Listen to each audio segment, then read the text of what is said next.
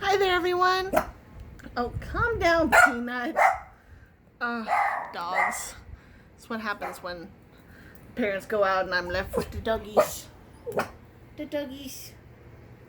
Say hi to YouTube, boys. They hear things.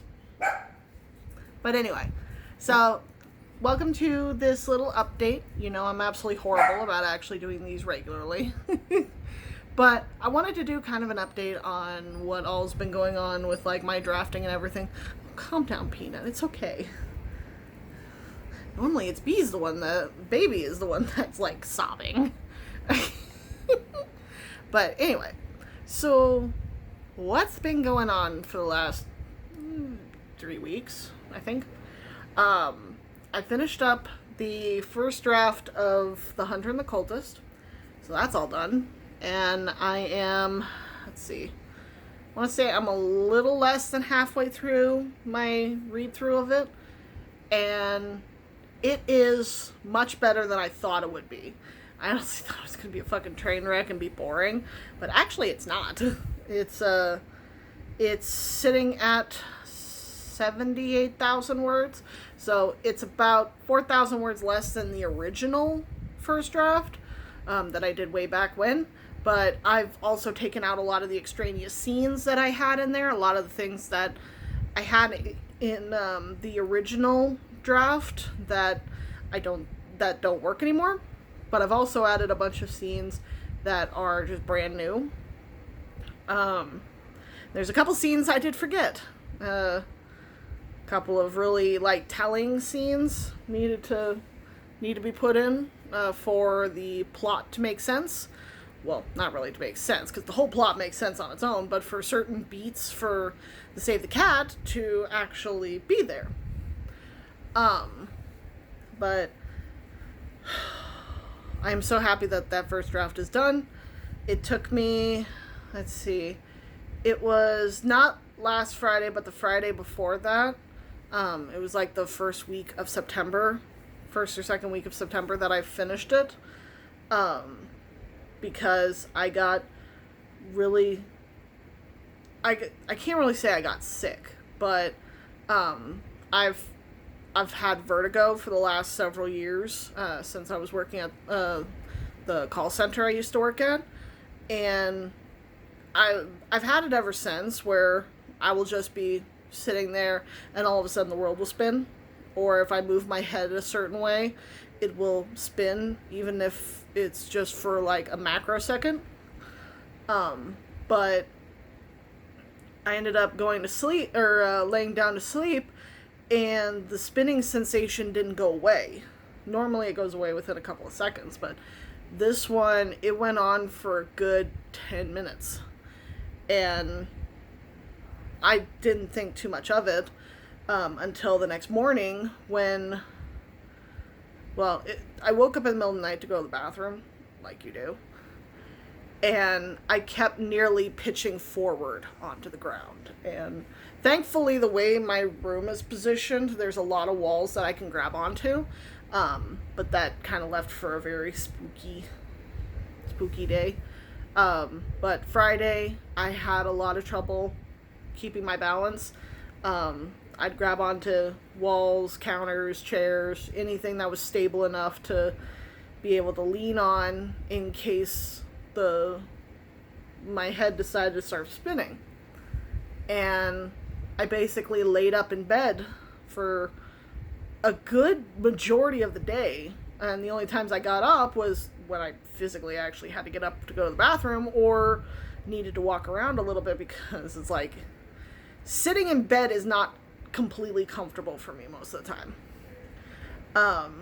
But yeah, Friday I spent that day in bed. Saturday we had a friend's daughter's birthday party here, and I spent most of it walking around with a very heavy cane, so that I could still help out and take care of things. I spent most of it in my computer chair, letting my friend's second daughter basically sleep on my chest. She's an infant, so it's like just slept on me. So I was able to help out that way. So that she could give her oldest daughter the birthday that she wanted while the infant was being taken care of. So, but that was fun. And then Sunday, the dizziness really kind of took hold again. I spent a lot of it holding the cane. I ended up using the cane probably until the following Tuesday or Wednesday, just for safety purposes. Like, I wasn't having the big dizzy spells like I was on Friday or Sunday, but I was still having some moments of, like, balance issues where it's like, okay, leaning a little too far to one side, or if I look up or down, the world kind of does a tilt. Speaking now, I am much better. I still have those vertigo moments, but that's kind of just how I've lived my life.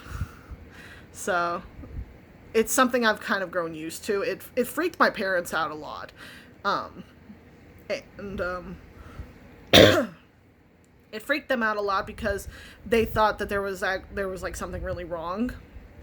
I'm like, no, it's something that came on. It might have something to do with the fires going on in California and Oregon, because here in Nevada we get the smoky aftermath of it. But I don't know, it's just something that I've had for the last several years, and it's just something I've kind of lived with. I mean, I was working there probably about 4 or 5 years ago, and that's when it started to happen. I thought it was because my glasses were like really old, but then I got these ones and it didn't help. And all the research I did basically said it's like it'll ease up with time. And yeah. So add that in with the ADHD, the anxiety, the depression. Woo! I am a cocktail of strange. But yeah, I got that done. I haven't worked too much on my Equinox or my superhero series. I do have the first chapter of both of them done. I have Equinox edited, but I don't have the superhero one edited. No, I do. I do have both of them edited. I'm actually ahead. But I have not worked on them too much because things on the weekends have been a little crazy recently. And I've been trying to get some marketing stuff done, and I am absolutely atrocious at marketing. But if you're interested in any of my Reaper series books, I know I don't talk about them much anymore, but they are available. Books 1, 2, and 3 are available on Amazon. I'll try to remember to put links down below for the Amazon page, and I'll make sure that you guys can get a hold of that. Why'd you move off the pillow, Peanut? He just like decided to move off the pillow I laid down for him. You're a weirdo. You're a weird dog. And now he's barking.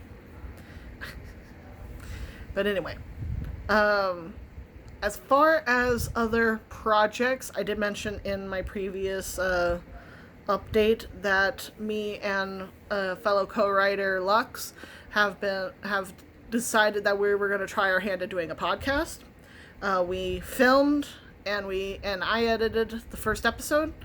I'm just got to do a little bit more to the formatting just to make sure that it's what we want. But it is hilarious. It's called the ADHD Writers Podcast. It is basically two writers with ADHD who decide that they're going to talk about writing and reading. Puppies. Just the back of their heads.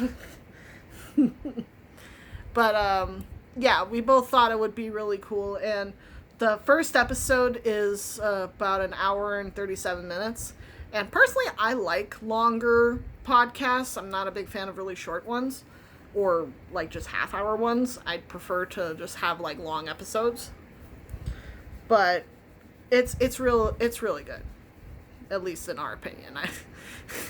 I was rolling over laughing as I was listening to it. But anyway, I hope that I will have more chapters out of my 2 side projects, and I want to have The Hunter and the Cultist completely read and notated down for what needs fixing by the end of the month. So here's hoping. I'm on chapter 11. I have to do 12 tonight. And then I have 13 through 23 left. So that's only 10. So that's pretty good. Sneeze? Sneeze? Did you sneeze, bees? Sneeze, bees. They're just looking out to see if there's anyone there. Do you see people? Do you see people? Out they go. They are the funniest little things. But anyway, so that's mostly what we have going on. I do have a couple of reviews I need to do. I have a couple more videos that are scheduled to go out. And hope you all enjoy them. So, thank you all for watching, and I will see you all next video. Bye-bye!